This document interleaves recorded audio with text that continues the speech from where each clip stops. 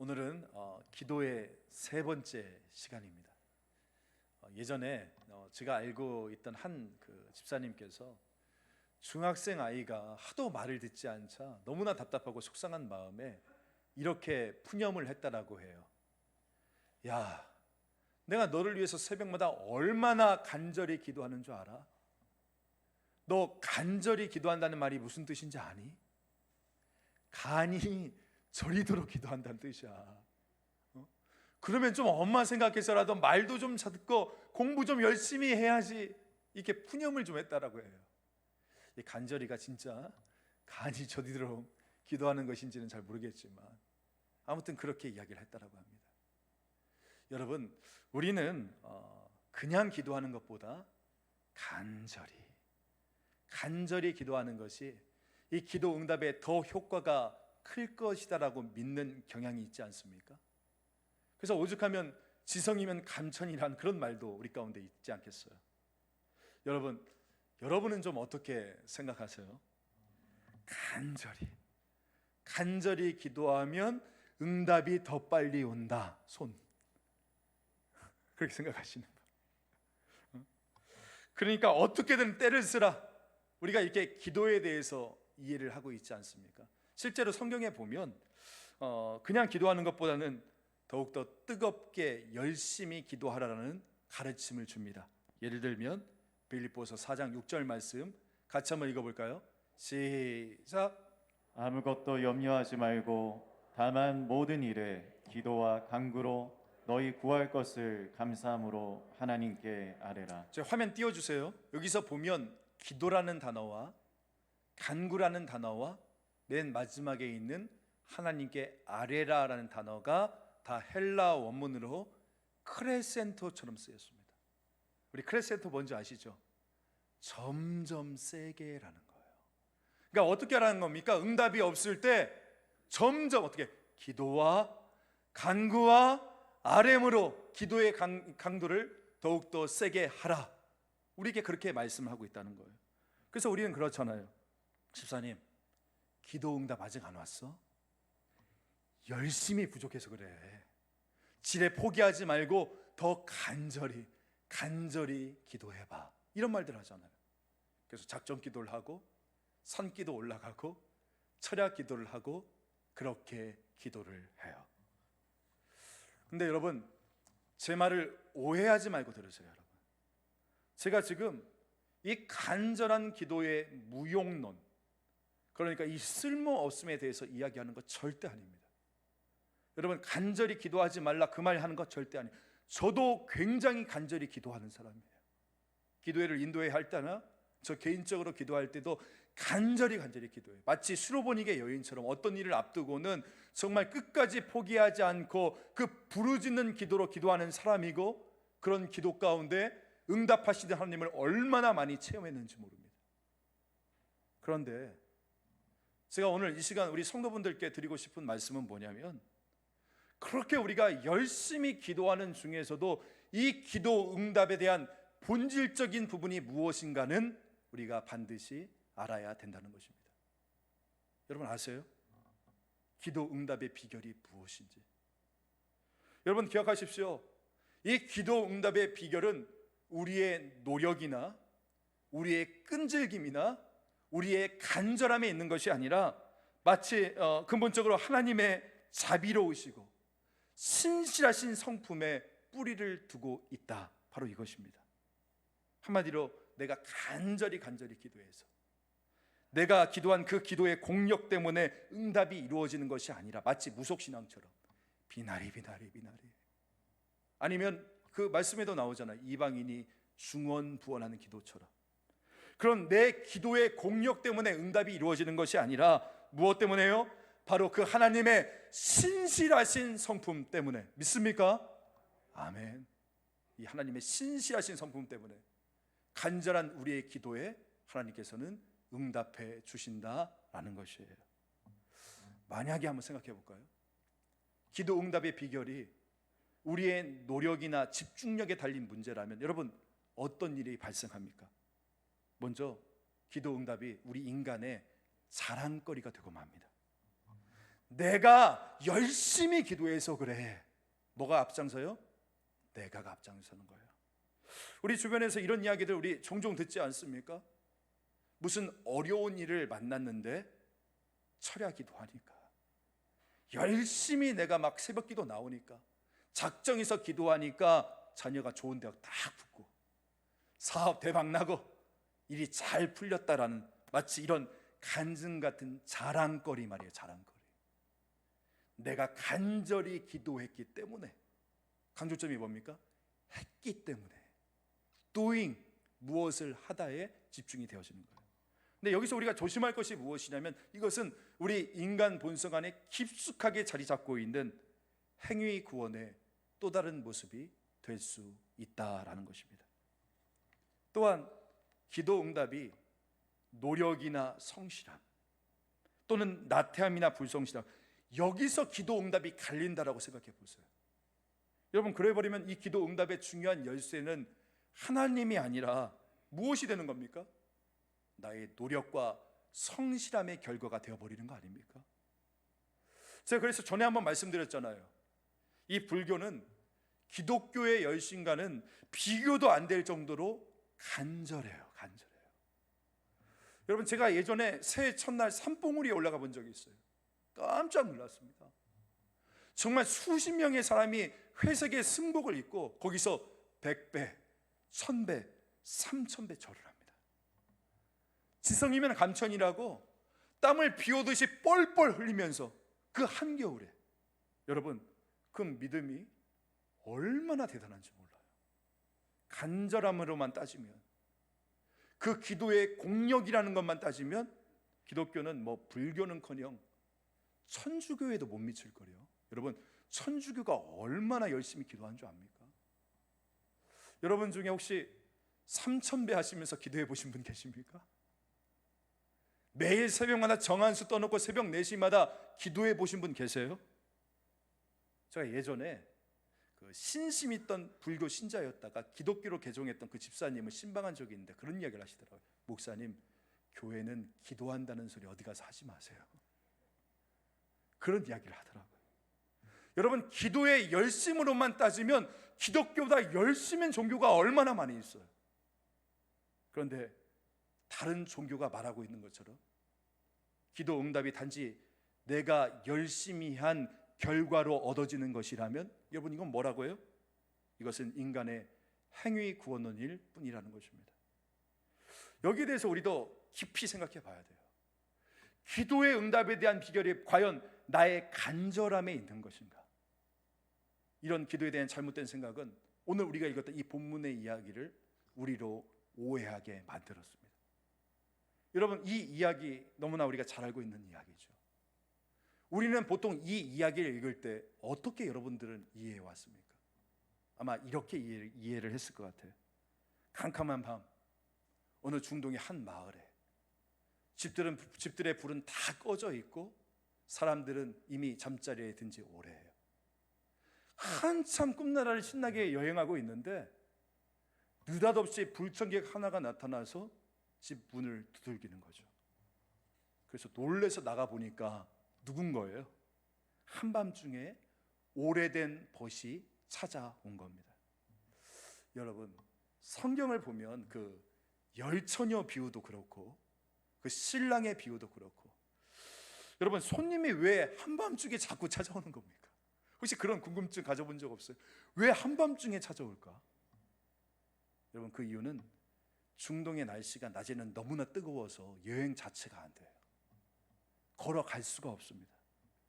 그래서 오후 6시, 우리는 자정부터 바뀌잖아요. 그 다음 날로 밤 12시가 넘으면 새날이 되잖아요. 근데 이스라엘은 오후 6시가 지나면 그 다음 날이 됩니다. 그러니까 하루의 일과를 다 마치고 새날이 시작되어지는 바로 그때에 친척집을 가거나 친구의 집을 향해 여행을 떠나는 거예요. 낮에는 너무나 뜨거우니까 그 밤에 선선한 그때부터 걸어갈 길을 가는 겁니다. 밤새도록. 그래서 그러다 보니까 한밤중에 도착하는 때가 굉장히 많다는 거예요. 이 친구도 그랬던 것 같아요. 그런데 오늘 이 집주인이 자기를 찾아온 이 오래된 벗의 행색을 보니까 여행에 지친 기색이 역력한 겁니다. 밥 먹었어? 물어보니까 밥도 안 먹었대요. 그런데 하필이면 그날따라 이 친구 집에도 음식이 다 떨어져 버린 거예요. 음식을 대접해 줘야 되는데. 그래서 이 집주인이 어떻게 합니까? 동네 방네를 다 돌아다니면서 자고 있는 다른 이웃들을 깨우는 거죠. 여보게, 여보게, 우리 집에 오래된 벗이 찾아왔는데 음식이 다 떨어졌어. 혹시 빵 3개만 있으면 빌려줄 수 있을까? 이렇게 하도 간절히 이렇게 요청을 해서 이 잠을 깨우고 문을 두드리고 이야기를 하니 8절 말씀해 보세요. 8절. 그 간청함으로 인하여 음식을 나누어 주었다. 우리는 오늘 본문을 이렇게 이해를 하죠. 그러니까 우리가 무엇입니까? 이 말씀이 우리에게 주는 교훈은 우리도 저렇게 간절히 간청하면, 기도하면 잠든 하나님을 깨울 수 있을 것이다. 하나님의 마음도 변하게 하는 힘이 있다. 혹시 구하고 싶은 것이 있는가? 그러면 애절하게 구하라. 찾고 싶은 것이 있는가? 눈에 불을 켜고 찾아라. 문을 열고 싶은가? 힘껏 문을 두들겨라. 중간에 포기하지 말고 기도의 응답이 올 때까지 말이야. 이것이 보통 오늘 우리가 이 본문을 이해하고 있는 정도라는 거예요. 그런데 여러분, 오늘 이 예수님의 이야기는 간절히 기도해라, 지금 그런 이야기를 하려는 이야기가 절대 아닙니다. 한밤중에 예고 없이 나타나서 그 음식을 요구한 사람이 그 음식을 얻었던 것은 염치를 무릅쓰고 간절히 구했기 때문이 아니라는 거예요. 오늘 그렇다면 이 말씀의 핵심은 과연 무엇이냐? 여러분 기억하십시오. 오늘 지금 이 말씀이 우리에게 해주고 싶은 이야기는 인간의 애절함이나 포기하지 않는 그 마음, 정신에 대한 말씀을 하려고 있는 것이 아니라 바로 중동 지역 특유의 명예와 수치의 문화에 대해서 이야기해주고 싶은 것입니다. 여러분, 명예와 수치 혹시 들어보셨어요? Honor and shame, 이 문화를 이해해야 오늘 본문을 정확하게 해석할 수 있다는 것입니다. 여러분, 이스라엘은요 철저하게 명예와 수치의 문화입니다. 이게 뭐냐면, 예를 들면 내가 어떤 일을 결정할 때 이 일을 하면 우리 가문에, 우리 지파에, 우리 민족에 어떤 명예를 가져다 줄까? 또한 반대로 내가 만약에 이 일을 하지 않으면 우리 가족과 또한 우리 가문과 우리 지파에 어떤 수치가 임하게 되어지는가? 이것이 모든 행동을 하는 기준점이 되었다는 거예요. 명예를 얻을 수 있을까? 수치를 당하면 어떨까? 여러분, 예루살렘 성벽을 다시 세운 사람이 누구였죠? 느헤미야였죠. 느헤미야가 예루살렘 성벽을 재건하면서 그 이유를 이렇게 설명합니다. 느헤미야 2장 17절 말씀. 예루살렘이 황폐하고 성문이 불탔으니 자 예루살렘 성을 건축하여 다시 수치를 당하지 말자 하고. 야곱의 아내였죠. 이 라헬이 오랫동안 아기를 갖지 못하다가 드디어 임신해서 아들을 낳잖아요. 창세기 30장 23절 말씀. 그가 임신하여 아들을 낳고 이르되 하나님이 내 부끄러움을 쓰시셨다. 여러분, 다윗의 그린 시편에도 이 같은 표현들이 얼마나 많이 나오는지 모릅니다. 시편 22편 5절 말씀. 주께 우레하여 수치를 당하지 아니하였나이다. 이런 식으로 제가 구약 성경을 쭉 살펴보니까 하나님, 내 수치를 덮어주세요. 내 부끄러움을 가려주세요. 하나님을 버린 자들이 저 수치와 부끄러움을 당하게 해주세요. 이런 표현들이 총 140번 등장합니다. 140번. 이처럼 명예와 수치, 그리고 수치와 부끄러움은 이 중동의 문화를 이해하는 데 있어서 가장 중요한 기준점이 되어진다는 것이에요. 그렇다면 이 기준점으로 오늘 본문의 말씀을 다시금 봐야 되는 겁니다. 여러분, 당시 중동 문화에서 한밤중이라도 자기의 집에 찾아온 그 손님에게 이 집주인이 해야 될 가장 중요한 의무가 있었어요. 뭔지 아세요? 그것은 바로 신선하고 따뜻한 음식을 대접해 주는 겁니다. 만약에 찾아온 손님에게 좋은 음식을 대접해 주지 않는다? 그럼 어떤 일이 발생하는 줄 알아요? 그 집주인의 명예가 땅바닥에 칠추되어져 버리는 거예요. 그것은 아주 수치스러운 것이었거든요. 그 집에, 그 가문에, 그 지파에. 여러분, 중동 사회에서 명예라는 것은 굉장히 중요합니다. 생명보다 중요해요. 그래서 요즘도 뉴스 보면 명예살인이라는 말이 등장하잖아요. 한 가족 구성원 가운데 우리 집안의 명예를 실추시켰어? 그럼 어떻게 합니까? 형제가 형제를 죽여버립니다. 명예의 살인이에요. 우리 가문의 명예가 실추되어지는 것을 견딜 수 없다. 죽음보다 더 귀하다는 것입니다. 그래서 그 아브라함이 창세기 말씀에 보면 마므의 상수리 나무 아래서 쉬고 있다가 3명의 나그네가 방문을 하잖아요. 사실 그 나그네는 초면의 나그네였거든요. 근데 이 아브라함은 절대 그냥 보내지 않았어요. 물을 가져다가 발을 씻겨주고, 떡을 가져다 오고, 최고급 2+ 송아지 잡고, 엉긴 젖과 우유를 내놓는, 그렇게 극진한 대접을 해주지 않습니까? 그 이유가 뭐라고요? 바로 이 명예와 수치 문화이기 때문인 거예요. 잘 대접하면 가문과 지파가 정말 명예를 얻게 되어지지만, 만약에 자기의 집에 방문했던 그 사람에게 홀대하면 가문과 그 지파는 완전히 수치를 당하게 되어지는 겁니다. 그래서 오늘 본문을 볼 때도 그렇게 이해하시면 돼요. 이 집주인이 한밤중에 자기를 찾아온 손님에게 음식을 내놓기 위해서 오늘 본문에 보니까 마을 곳곳을 다니면서 음식을 구하잖아요. 그 이유가 무엇 때문이라고요? 만약에 음식을 제공하지 않으면 본인뿐만 아니라 마을 전체가 수치를 당하기 때문인 거예요. 8절 말씀 같이 한번 볼까요? 8절 시작.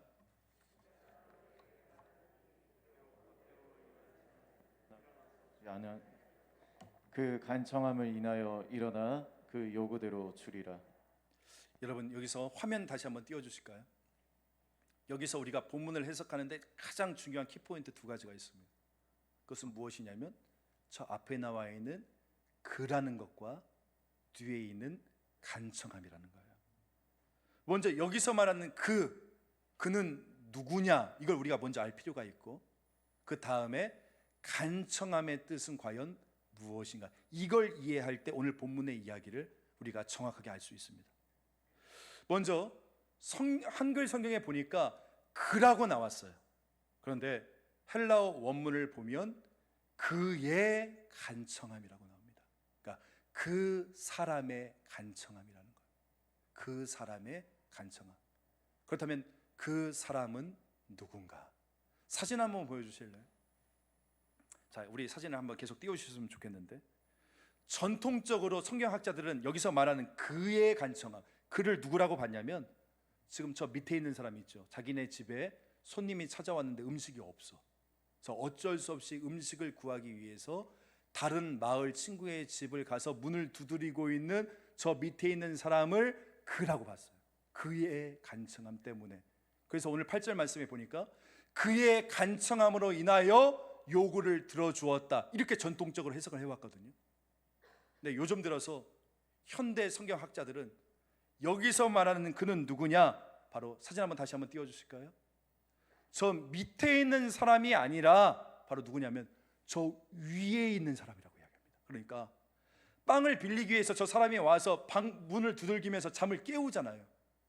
잠에 깨서 어떻게 합니까? 그 빵을 빌려주었던 저 위에 있는 저 사람을 그 사람이라고 이야기를 하고 있는 거예요. 이 해석이 가능한 이유가 뭐냐면, 여러분, 2번째로 볼 거, 간청함이란 이 단어가 가지고 있는 본래의 뜻 때문에 그렇습니다.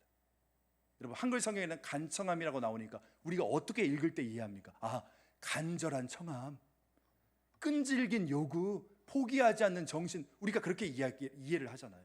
그러니까 본문 해석이 잘못되어지는 거예요. 근데 여러분, 이 성경을 헬라어로 보면 간청함이라는 단어가 무엇으로 쓰였냐면 안아이데이아라는 동사로 쓰였습니다. 단어로 쓰였어요. 안아이데이아.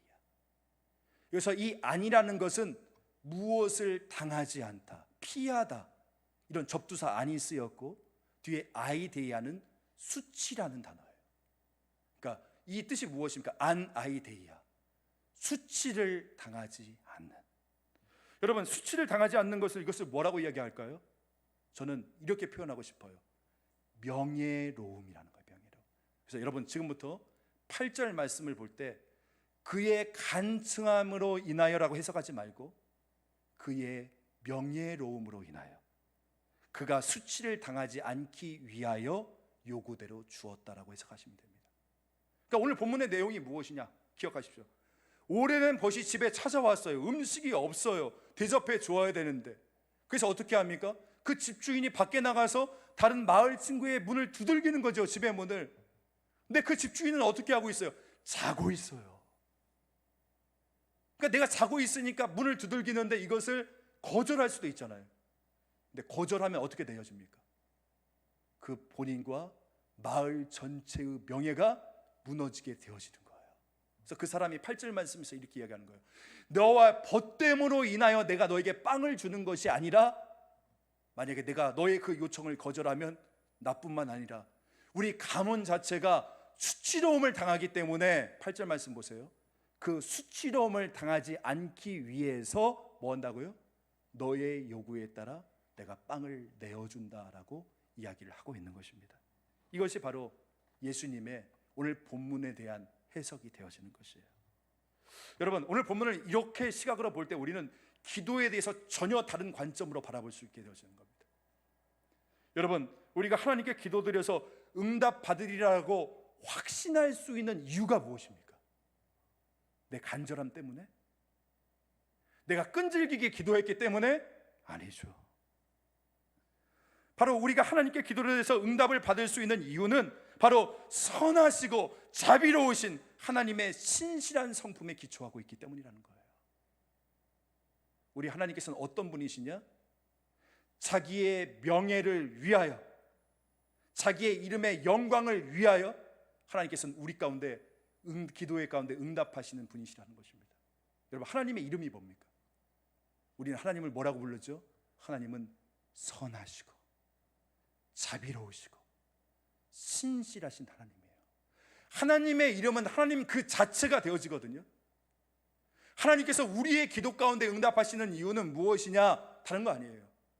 문을 세게 두드리기 때문에 하나님께서 응답하시는 것이 아니라 자기 이름 때문이에요. 자기 이름이 뭐입니까? 선하신 하나님이기 때문에, 자비로우신 하나님이기 때문에, 신실하신 하나님이기 때문에 만약에 자녀의 기도 가운데 응답해 주지 않으면 그 이름의 명예가 실추되어지니까 하나님께서는 우리의 기도 가운데 응답하시는 하나님이시다라는 것입니다. 우리가 이것을 부모와 자식과의 관계 가운데서 더욱더 잘 깨닫게 되지 않습니까? 여러분, 몇 해 전까지만 해도 제 아들 녀석의 생일 선물, 생일 소원이 뭐였는 줄 아세요? 너 생일날 뭐 갖고 싶어? 하면 뭐라고 얘기했는지 아십니까? 아빠, 나한테 이마트 사줘. 내가 그렇게 이야기를 했어요. 그러니까 왜 이마트 사달라고? 이마트에 가보니까 다 있거든요. 그러니까 아빠, 이마트 사줘. 여러분, 그런데 몇 날 며칠을 밥 안 먹고 쉬한다고 할지라도 제가 사주겠어요? 사줄 수도 없을 뿐더러 그런 부탁은 제가 못 들어주죠. 그런데 얼마 전이었어요. 제 아들 녀석이 밖으로 외출을 하는데 딱 보니까 엄마 운동화를 신고 나가는 거예요. 야, 아들, 왜 엄마 운동화를 신어? 라고 물어봤더니 아빠 발이 커가지고 이제 신발이 작아서 못 신어. 그러면서 나가는 거예요. 야, 이거 이 녀석아, 신발이 작으면 빨리 엄마 아빠한테 이야기를 했어야지. 아무리 그렇다고 치고 남자 녀석이 엄마 저 신발을 신고 운동화를 신고 나가면 친구들한테 놀림 당할 거 아니야. 빨리 우리 사주자. 왜요? 아들이 만약에 수치를 당하게 되어지면 그 수치가 누구의 수치이기 때문에? 부모의 수치이기 때문인 거예요. 여러분, 저는 제 아들에게 꼭 필요한 것이라고 판단이 되어지면 충분히 사줄 수 있는 마음도 있는 자상한 아버지고, 또 그 아빠의 책임을 신실하게 감당하는 아빠이기 때문이죠. 여러분, 이 사실을 시편 23편이 우리에게 잘 보여주고 있지 않습니까? 우리 시편 23편 1절부터 3절까지 말씀 같이 한번 읽어볼게요. 시작. 여호와는 나의 목자시니 내게 부족함이 없으리로다. 그가 나를 푸른 풀밭에 누이시며 쉴만한 물가로 인도하시는도다. 내 영혼을 소생시키시고 자기 이름을 위하여 의의 길로 인도하시는도다. 여기서 중요한 부분이 자기 이름을 위하여 의의 길로 인도하신다. 자기의 영예로운 이름을 위하여. 우리 혹시 이걸 보고 하나님 너무나 이기적이신 분 아니야? 자기를 위해서. 근데 여러분, 이 뜻은 무엇이냐면 때문에라고 해석하시면 돼요. 자기의 이름 때문에, 자기의 이름으로 인하여. 여러분, 하나님의 이름이 뭐라고 했습니까? 그는 자비로우시고 선하시고 신실하신 하나님이세요. 하나님의 이름 자체가 하나님의 성품 그 자체가 되어지는 것입니다. 그래서 왜 하나님께서 당신의 자녀들의 기도 가운데 응답하시냐고요? 그분의 이름이 선하시고 자비로우시고 신실하심이기 때문에. 여러분, 자기의 이름 때문에 하나님께서 어떻게 하실 수밖에 없어요. 우리의 자녀의 기도 가운데 응답해 주실 수밖에 없다라는 겁니다. 우리의 간절함 때문에 응답해 주시는 것이 아니라 자기의 이름, 선하시고 자비로우시고 신실하신 그분의 이름 때문에 하나님께서는 우리 가운데 응답해 주심을 믿을 수 있기를 간절히 소망합니다. 양떼를 제대로 돌보지 못하는 목자는 무능과 불성실의 상질이지 않습니까? 마찬가지로 하나님께서 자신의 백성의 그 안전과 복지를 잘 돌보지 못한다? 이 말은 무슨 뜻이에요? 하나님은 무능하시고 약한 신이라는 말과 똑같은 말 아닙니까? 따라서 하나님이 자기 명예와 이름을 지키기 위해서라도 당신의 자녀의 기도를 결코 외면하지 않고 신실하게 응답해 주신다. 이것을 기억할 수 있는 저와 여러분 되어지기를 간절히 소망합니다. 저는 기도 응답도 마찬가지라고 생각해요. 여러분, 특별히 열왕기 상에 보면 이 갈멜산에서의 영적인 전투의 장면이 나오지 않습니까? 엘리야와 바알과 아세라의 850명의 선지자가 대결을 합니다. 먼저 어떻게 하죠? 바알과 아세라의 선지자들이 자신의 신들인 바알과 아세라의 이름을 부르면서 그 가운데 불을 내려달라고 기도하기 시작하잖아요. 근데 아무런 응답이 없어요. 그러자 그때 엘리야가 뭐라고 이야기합니까? 너의 신들이 잠들었나 보다. 그렇게 하면서 바알과 아세라를 모욕합니다. 수치를 줘요. 그러면서 엘리야가 이렇게 기도하기 시작하죠. 열왕기상 18장 37절 말씀, 우리 같이 한번 읽어볼까요? 시작. 여호와여 내게 응답하옵소서. 내게 응답하옵소서. 이 백성에게 주 여호와는 하나님이신 것과 주는 그들의 마음을 되돌이키심을 알게 하옵소서 하매. 여러분, 엘리야의 기도는 간단하고 단순했습니다.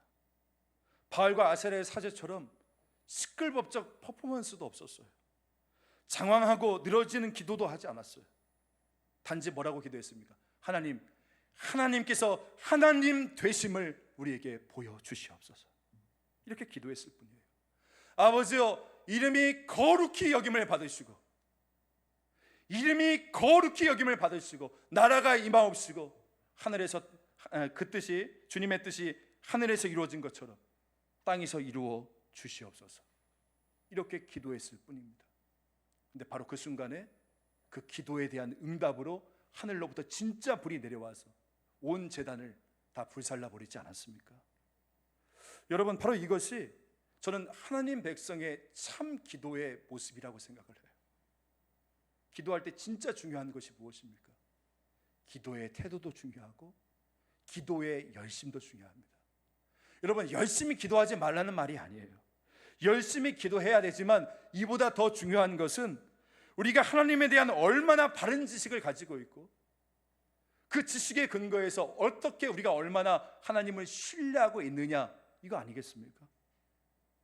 그래서 우리는 단순히 크고 유창하고 열심히 기도하기 이전에 우리의 기도의 대상이 되시는 하나님이 어떤 분이신지를 우리가 정확히 알고 기도해야 되는 것이에요.